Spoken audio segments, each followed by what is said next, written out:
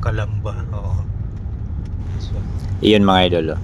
Yan yung gusto kong malaman dito sa Alabang, pasikot-sikot.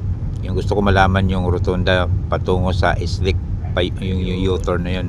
Ang tagal ko talaga nag-isip kung saan yun banda. Grabe. Yan palang, kung di ako sumama kay sir, hindi kami nagtatry kung saan yun, hindi namin malalaman dahil si sir kalimutan din niya eh. Ayan, dumaan muna kami sa toll gate. Ayan, pasok kami sa toll gate.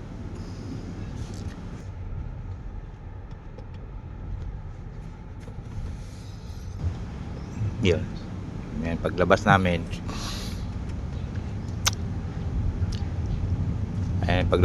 dyan mga idol, nakita namin na pa Maynila,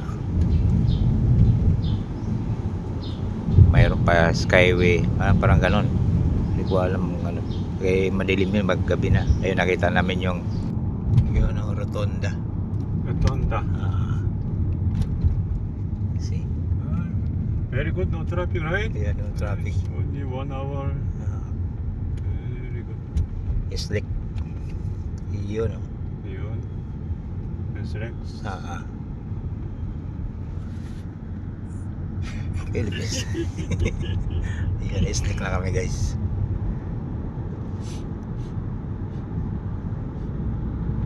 No traffic.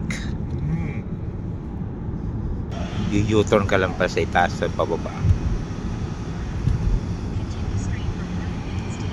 Ayun, oh.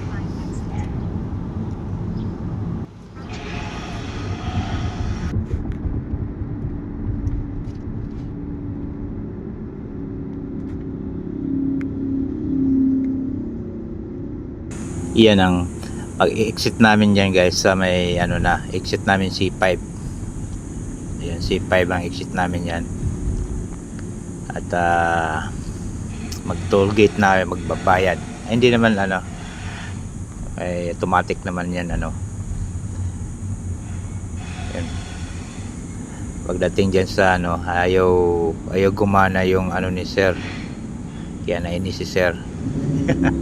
Kumuha si sir ng card na lang ay inabot niya sa kanya sa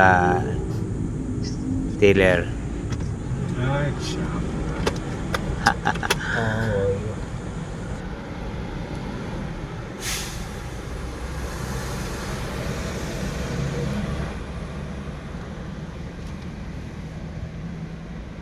why card? Not working. Not working. Kaya pala ayaw gumana yung ano niya, pero dun sa Alabang gumagana.